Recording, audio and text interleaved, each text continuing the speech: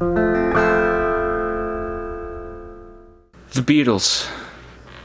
They're a band, right? They made some music. Yeah? Your mom's heard of them. Your nephew, who plays Fortnite all day, has heard of them. Your grandma's more than just heard of them. Here even is a nifty little image of the Beatles, all gathered together. What dashing young gentlemen they were. Today I'm ranking the full discography of the band that surely needs no introduction, from worst to best. So sit back and enjoy. This isn't even the first Beatles-related video that I've shot here. I already filmed a video where I played Beatles guitar riffs, which is now deleted because it's a kind of shit video. This is the easiest fuck.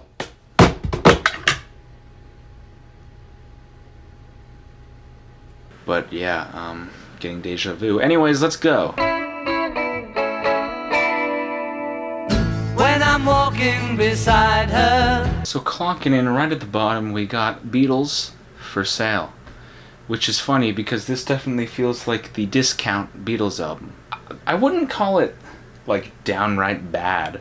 I mean, it's the Beatles, but like it's kind of the Beatles at their least inspired. The Beatles were really wearing their influences on their sleeves with this album, basically about as much as they were on With the Beatles. You can really hear them drawing from Elvis Presley, Chuck Berry. I know every Beatles album before Rubber Soul contained only love songs, but this album feels like it has the most generic of the love songs. I mean, we did have I'm a Loser, which sort of showcased John's more dark, cynical style of songwriting, which we'd see more of in the coming years. And I guess 8 Days a Week is a hit. One thing about this album that stands out maybe slightly is that they were starting to experiment a bit more with their harmonies, but not all that much. I can't say that I ever find myself thinking, oh man, I really wish I was listening to Beatles For Sale right now. That has some hidden gems on it. It just kind of feels like the Beatles trying to emulate the sound that was popular at the time, but they don't really add a whole bunch to it, not in the way that they would eventually go on to do with their later albums. And even did, I think, arguably more on their first two albums than this one. That's just my take, though. Wait, oh yes, wait a minute, Mr. Postman. Wait, hey. And now she won't even spare a passing glance. Big Larry came round just to put him down. SpongeBob. Basically everything I said about Beatles For Sale applies to this album, except that I think that this album has a slightly better roster of songs. Now, credit where credit is due, I think this album, more so than Please Please Me, is what marked the beginning of Beatlemania. It contained most of the big hits that blew up in the US, which propelled them into the status that they would occupy over the next few years. Also, unlike Please Please Me, which was recorded for the most part over the course of one day, which, fuck me. This album was recorded over a period of months, like all of their albums to come. The harmonica and more sort of 50s sound of Please Please Me has been stripped away a little bit to make room for the more iconic Beatles sound. Minor chords, harmonies, the B7 chord, which they were obsessed with, you know, it was all sort of finding its footing here, and I mean, that has to count for something. And this album was very well received upon release, both in the UK and the US. Also, brownie points for that album cover, because it's pretty damn memorable. Definitely a lot better than the fucking Australian version of the cover.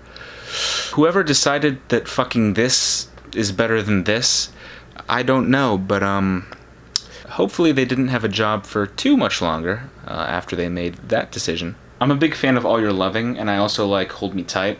And that dissonant chord on the beginning of All I've Got to Do was something the Beatles would start to lean into heavier later in their discography. Also, their sound was newer at this point, and I think they were innovating a little bit more on this album than they were on Beatles For Sale, when they were just kind of leaning into the same pattern that had brought them success on their prior albums. So, I mean, yeah, this is basically just catchier Beatles For Sale.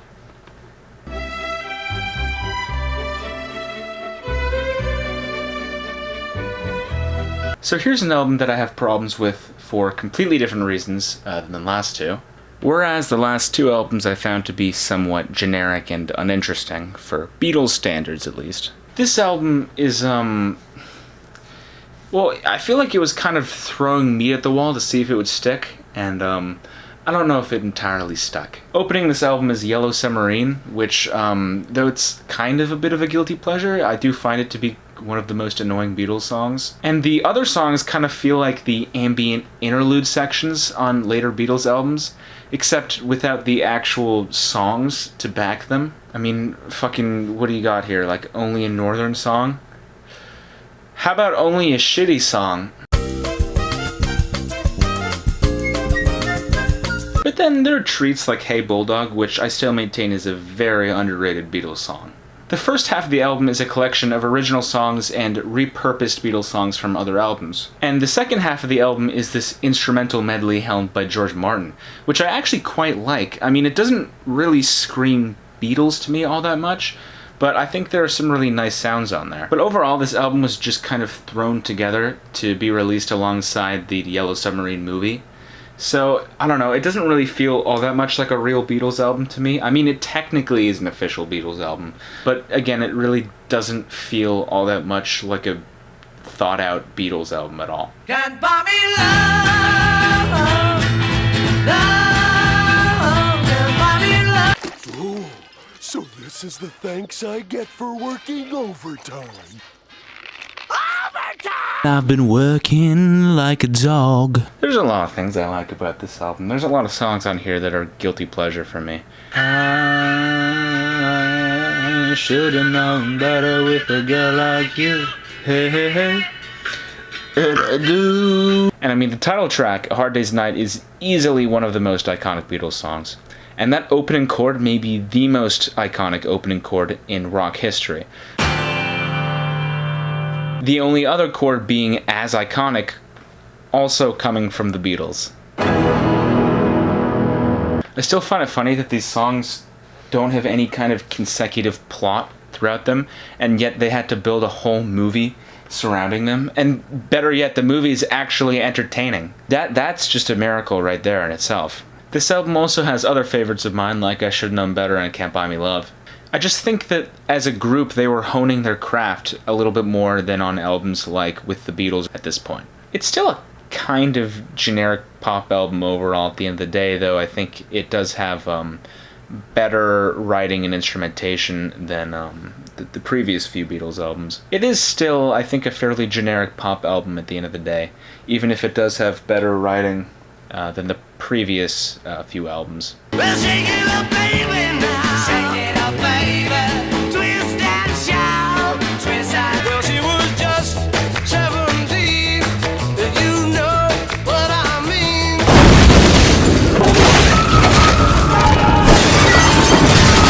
That's right. I said it.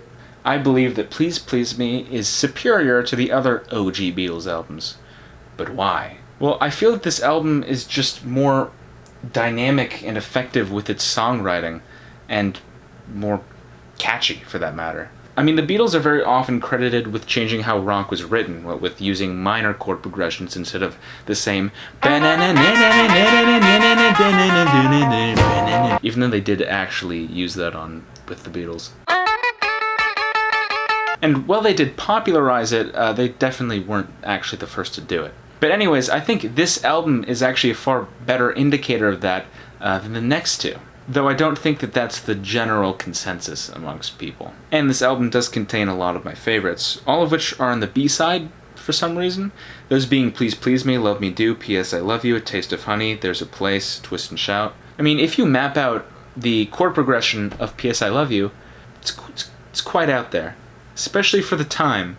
Now, you may notice I haven't really been talking about the lyricism on these early Beatles records at all. And the reason for that is that they kind of all have the same lyrics. Yeah, I'm not a huge fan of the love song lyrics on these early Beatles records. But even still, I think this album is superior to the albums that ended up following it. Though not nearly as good as the band would end up becoming, if that wasn't already clear.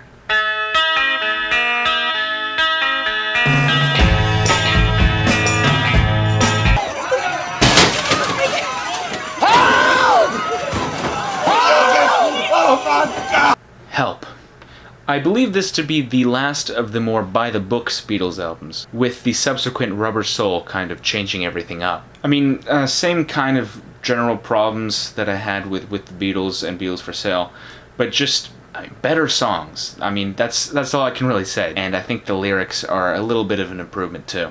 I mean, we got Help, we got Ticket to Ride, we got Yesterday. Those 3 songs alone are just some of the most iconic Beatles songs from their entire discography. If only the album ended with Yesterday and not Dizzy Miss Lizzy, which just comes crashing in to fuck up the conclusion. But honestly, you can put on this album and probably vibe out with it to some extent. It's probably one of their most poppy albums. That's not necessarily a bad thing, but I can see why a lot of Beatles fans wouldn't necessarily love that. I don't know if it sounds like I'm saying the same stuff over and over again for each album, but honestly, the things I have to say about these early Beatles albums are generally the same between all of them, because what I like about them and what I don't like about them, it stays pretty consistent, to be honest. They can be kind of repetitive and bland, though there are definitely treats sprinkled in here and there. Okay, now that we're done Help, we can move on to the later discography of the Beatles. Starting off with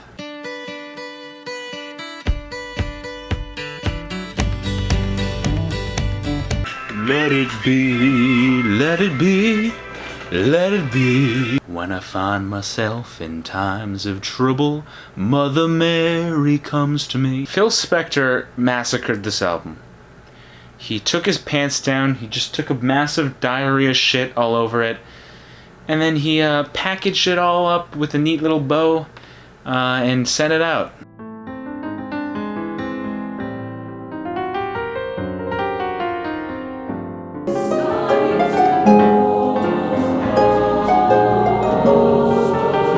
I mean, technically, this is the last Beatles album, but I mean, we all know that Abbey Road is actually their last album. And as they were heading into Abbey Road, their final grand medley, they were kind of bouncing some ideas around. John was interested with the idea of going back to their roots, hence the inclusion of songs like One After 909, which Phil Spector just kind of shoved awkwardly onto the album.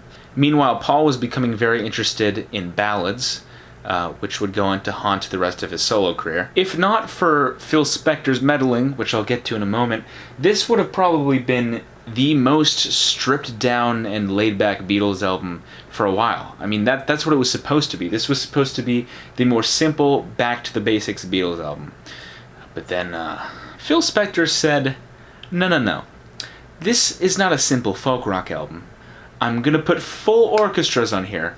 I'm gonna put full choir harmonics on here. I'm going to include songs that probably weren't actually finished and meant to be included on the album, but I'm just gonna shove them on the album anyways, because hey, I'm Phil Spector and I like to murder things.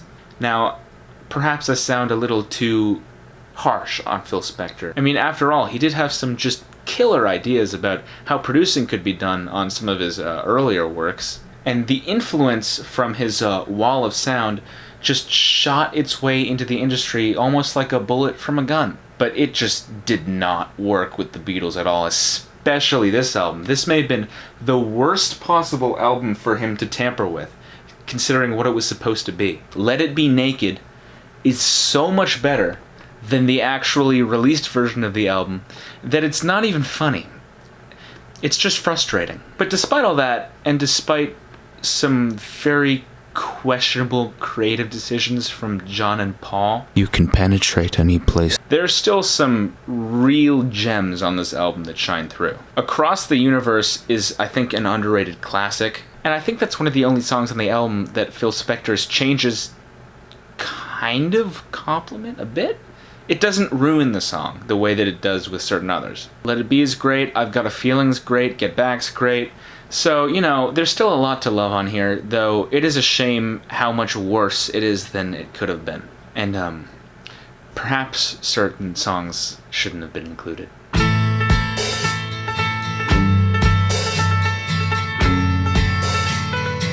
What do you think? Is this the test pressing? No, this is it. That's the jacket cover that's going out across the country It's the in every compromise store. way. Yes. Is it going to say anything here? It doesn't even say Nope, anything. it's on not it. going to say Nothing anything. on the So it's side. just going to be like this, all It's going to be black. that simple, beautiful, classic. It's like How much more could this be? And the answer is none. Get ready for unpopular opinion time. Oh, I'm saying it. Maybe I should do that funny joke where when I say my unpopular opinion, like a bunch of pitchforks come up on screen, and then I duck, and then like tomatoes fly at me, because it's pretty funny. I mean, Nostalgia Critic did it, and if Nostalgia Critic did it, then you know it's funny, because he only does funny things. All the cool kids say that the White Album is their favorite Beatles album. That's the cool thing to say nowadays. And you know what? I think that this might be the most interesting Beatles album. And you know what? Maybe it is the coolest Beatles album. But it's just not the best Beatles album, in my opinion. I mean, for starters, this is a double album, which was already quite ambitious going in, especially considering the amount of time it was made in. That, paired with the fact that band relations were going to shit at the time, didn't really help things. So as Beatles albums go, I think this one is the least collaborative between the four members. Rather, just a bunch of solo songs written by the different members sort of jumbled together. Which, hey, isn't necessarily a bad thing. That could be an interesting idea. It's like taking songs from their solo careers and mashing them together on an album. And hey, it gave George the opportunity to finally get out a decent amount of tracks in one album, which subsequently are actually the best tracks on the album, despite John and Paul's resistance. Before I get into the negatives, let's start with the positives, which there are a lot of. I mean, this album has Back in the USSR, While My Guitar Gently Weeps, Happiness is a Warm Gun, Martha My Dear, Blackbird, Julia, and Helter Skelter, which are just such wonderfully creative, unique, and distinct songs that I find myself listening to them constantly. So you probably think, that's a lot of great songs, why isn't this album higher? Well, the problem is that this is a double album, where the band was just kind of experimenting with ideas, and while some of them paid off quite well, some of them didn't. So this album, whilst having some of the best Beatles songs, in my opinion, also has some of the worst. Obla-di Obla-da, Wild Honey Pie, Piggies, Why Don't We Do It in the Road? Watch out for that one. Sexy Sadie, Long Long Long, Revolution 1, Revolution number 9. I would probably describe this album as a mixed bag, though definitely more on the positive side of mixed bag than negative, because I'd say the worst songs on the album aren't absolute ear rape. They're just kind of annoying. Well, I mean, they're kind of ear-rapey at times. But again, the best songs on the album are just so great that, I mean, I have to give it brownie points for that. Overall, I definitely like the fact that this album exists. It's very unique from other Beatles albums, and I think until recently, when everyone decided that it was their favorite Beatles album, it was underrated. More good than bad, but I can't ignore the bad. Sorry.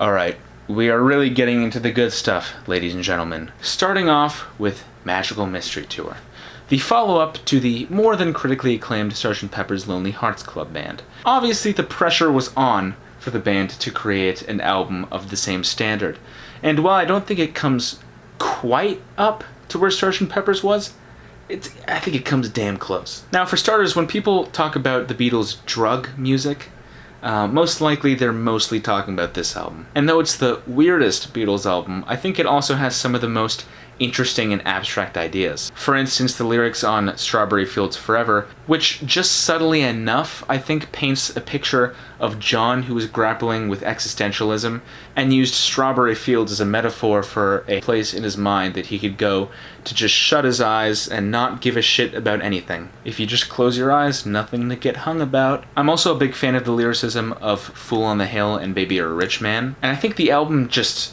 in terms of producing, sounds phenomenal. And then there's songs like I Am the Walrus, which are a little too conceptual, and I really don't know what the fuck they're about. And I kind of suspect that John doesn't know what the fuck they're about either, but you know, they're still quotable. Magical Mystery Tour, Fool on the Hill, I Am the Walrus, Strawberry Fields Forever, Penny Lane, Baby You're a Rich Man.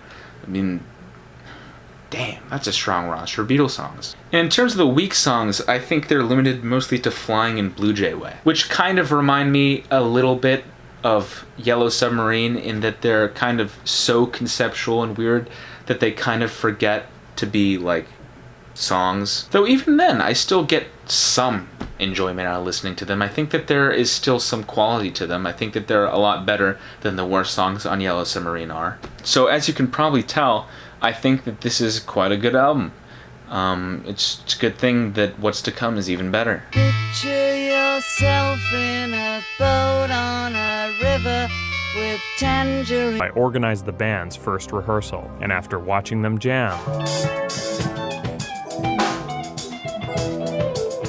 I kept Eddie behind to show him his new instrument. This is not an instrument. It is. It's a blues smoke detector.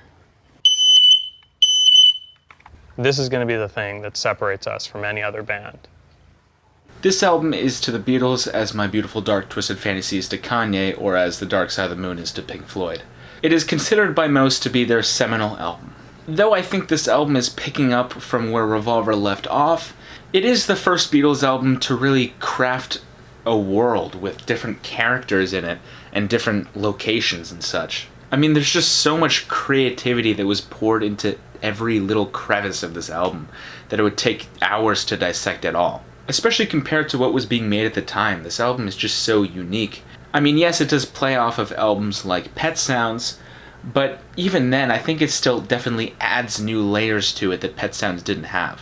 Well, it borrows instrumentation tactics from Pet Sounds, that being combining different instruments in the mix, and also utilizing many different effects, which were becoming more readily available as technology progressed. Before we get into the different songs, why don't we just quickly take a glance at the album cover, which I think it's fair to say that this is one of the best album covers of all time. I would agree with that, or at least definitely one of the most iconic.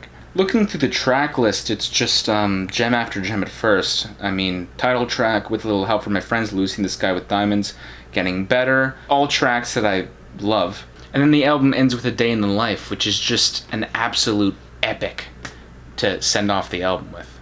And like I mentioned previously, that chord though. I still get haunted by the lyrics of She's Leaving Home. I think it's just a shame that there's songs like When I'm 64 on here. You know, granny music. Honestly, if the whole album were as strong as the first 4 tracks on here are, this would be my favorite Beatles album. But unfortunately, there are a few, I don't want to say duds, but I don't know how else to say it, duds, that kind of hold this album back from being, you know, the very cream of the crop, in my opinion. So, what is the cream of the crop?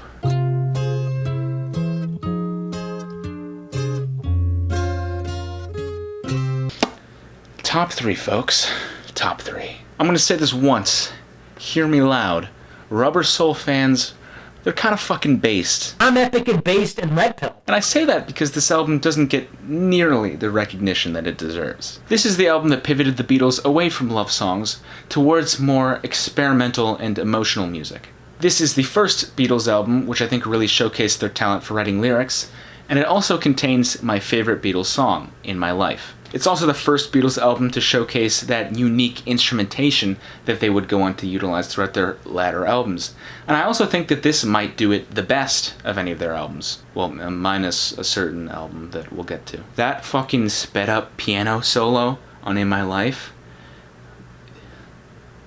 that's cool. It's cool. Some of the songs on here, like Norwegian Wood and Michelle, are more sort of laid back with just an acoustic guitar behind harmonized vocals. But then songs like Nowhere Man and If I Needed Someone are a lot more lavish with their instrumentation. I think this album found a really good balance between the more sort of simple, you know, poppy early Beatles records and their more sort of pseudo-psychedelic later records. I just love how the guitars and vocals sound on this record. They're just so well mixed. I mean, it's not super complex how these songs are laid out, but it's just done extraordinarily well, and it uses its simplicity to its advantage. Tracks I love off this record: Drive My Car, Norwegian Wood, Nowhere Man, Michelle, I'm Looking Through You, In My Life, If I Needed Someone. What the fuck? And yes, I know I'm Looking Through You is, supposed to be the worst Beatles song because, it like has a bunch of mistakes in the recording, but I kind of, in a weird way, I kind of like those. I find them endearing. I mean, were they left unintentionally? Who knows? All I know is that it's a very interesting and catchy sounding song, and I like it. It's such a strong song lineup, in fact, that it really is a shame that it all comes crashing down with the last song of the album, Run For Your Life, which just fucking sucks. Like, it's just such a great, classic, ahead of its time Beatles album. And then Run For Your Life comes on, just to fucking tear it down a peg. Now, I don't think one shitty song is enough to drop the whole album multiple slots down in this ranking, but I do have to take into account because well, yeah, thanks, John. Thanks for fucking putting that song on the album. But I still love Rubber Soul, don't get me wrong. What could be better than Rubber Soul? Look at all the lovely people. What's happening? What's happening?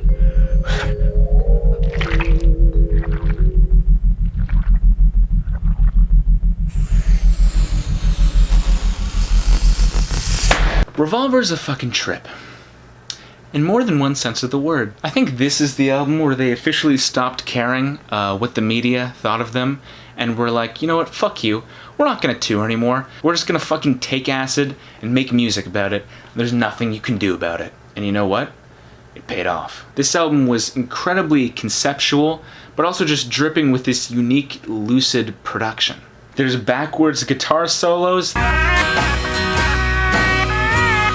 There's sitar, there's full orchestras in there. This album is just a wild ride, but in basically the best way that I can mean that. This is where John also started getting a little weird with his lyrics, but, you know, I think he really hit a sweet spot here, where he wasn't, you know, so weird that I don't know what the fuck he's talking about, but he was just weird enough that I can sort of pull a metaphorical meaning from these songs. You got Taxman, where they're complaining about, well, you know, taxes. But then you also have a song like Eleanor Rigby, which is examining the futility and just sad loneliness of human existence.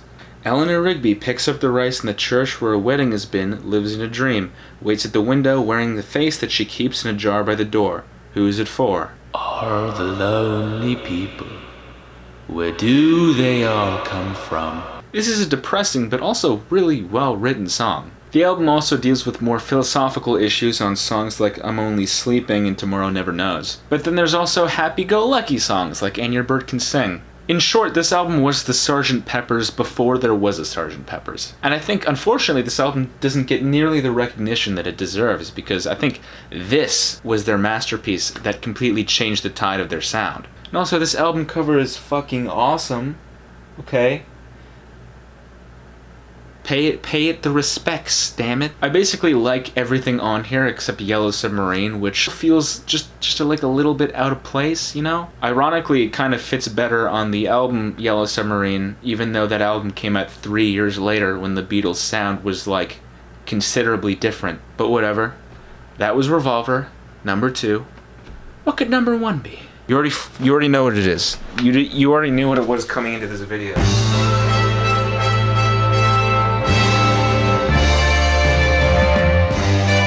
Beautiful. I've looked at this for 5 hours now. I really wish that I owned an Abbey Road shirt that I could have changed into. Funny that it's an Abbey Road shirt that I don't own, considering that the Abbey Road cover is easily the most iconic picture of the Beatles ever taken. But yeah, of course that's the one that I don't have. You can probably find an Abbey Road shirt out of your local gas station, and I don't have it. But whatever. Abbey Road. Let's get into what makes it so great. For their last few albums, they'd kind of been throwing meat at the wall to see what stuck, like I previously mentioned, and I think at this point, they kind of had an idea of what stuck. And they were gonna stick more, god damn it. This album kind of bounces from genre to genre, but I think it does all of them justice. The first song, Come Together, is a more sort of stripped down, sort of classic rock sounding song. A bit like what we all heard on Let It Be, except there's no fucking Phil Spector to specter it up. From there we go to Something, which just has a phenomenal hook that bum ba bum bum bum, something in the way she moves. Unlike the generic love songs that the Beatles peddled out originally, and also unlike 99% of pop factory-made love songs, I can actually feel the love in this song. Like, I can tell that it was actually written from a place of genuine admiration. Yet George, and the rest of the Beatles for that matter, don't know exactly what it is about their significant other that they adore so much. Something in the way she moves, something about her smile, something about the way she knows.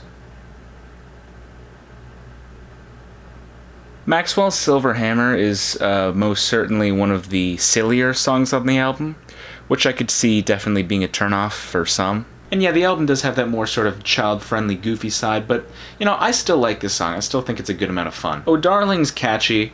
Octopus's Garden, you know, it's Octopus's Garden, man. You gotta love Ringo, you know? You really do. I mean, I don't think anyone on this earth with a heart feels any negative emotion towards Ringo. I mean, is this the best song ever? No. But I think there's still a lot to like about this song. I mean, I think a lot of people make fun of it, but I still think it's a generally good song. Maybe not quite as good as the rest of the album, but there's, you know, that guitar lick in the intro. Let's just pull up me playing that from the Beatles Riffs video really quick.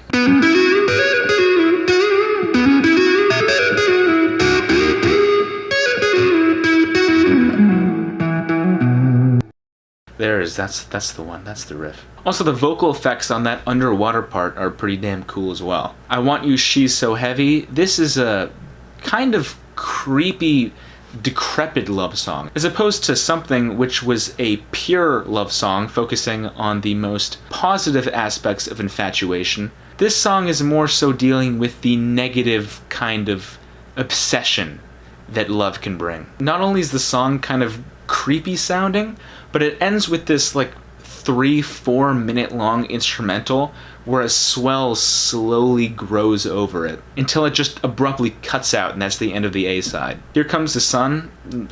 Don't even know what I can say about this one. This is one of the best, one of the most iconic, and the most listened to Beatles song out of all of them. So clearly it did something right. Again, quite depressing that George wasn't allowed to write more songs, because he just absolutely nails not only the lyricism but also the melodies on all of his songs, this being another one of them. And that sort of iconography of the sun carries throughout the entire B-side of this album. Because contains the best line ever written. It's that one, that's the one. And then we make it to the start of the Abbey Road medley, which is 8, debatably 9 if you count Her Majesty, consecutive songs that are all connected and all feed back to that central You Never Give Me Your Money piano lick. Each song on here brings a different flavor to the medley. You got Sun King, which is kind of harkening back to Here Comes the Sun. Mean Mr. Mustard, which is a sort of more I will kill you. I'll fucking kill you. Mean Mr. Mustard sort of brings a more aggressive side to it. Polythene Pam is the silly, secretly gay according to the internet one. She Came In Through the Bathroom Window is there also. And then everything slows down for one of Paul's ballads, Golden Slumbers, which brings genuine emotion out in me every time I listen to it. And then everything comes together for this powerful song, Carry Your Weight, which, you know, if you're ever down the dumps, this'll motivate you. Not only is this song kind of the culmination of the medley, but various parts of the previous songs kind of come back into circulation. Like I mentioned the You Never Give Me Your Money piano riff, as well as the exact same drum intro as Mean Mr. Mustard. And then the end. The last Beatles song, but not actually. If you're a Beatles fan, listening to this song is kind of bittersweet, because this really kind of was the conclusion to them as a musical group, and obviously they never came back together. So, you know, this is it. This is like the ending of a movie. The story is done. And in the end, the love that you take is equal to the love that you make. Not in John's case, though. And then, of course, there's the bonus track, Her Majesty, which just kind of closes out the album with this abrupt note, which I almost kind of prefer to the more sort of fairy tale ending of the end. It's like you think it's over, but then like Helter Skelter, it suddenly comes back, and then ends with this abrupt conclusion, leaving you with more questions than it answered. And that's Abbey Road. Yeah, it's my favorite Beatles album. And there's a decent chance it's your favorite too. So yeah, that's it. That's the ranking. I don't know how to end videos.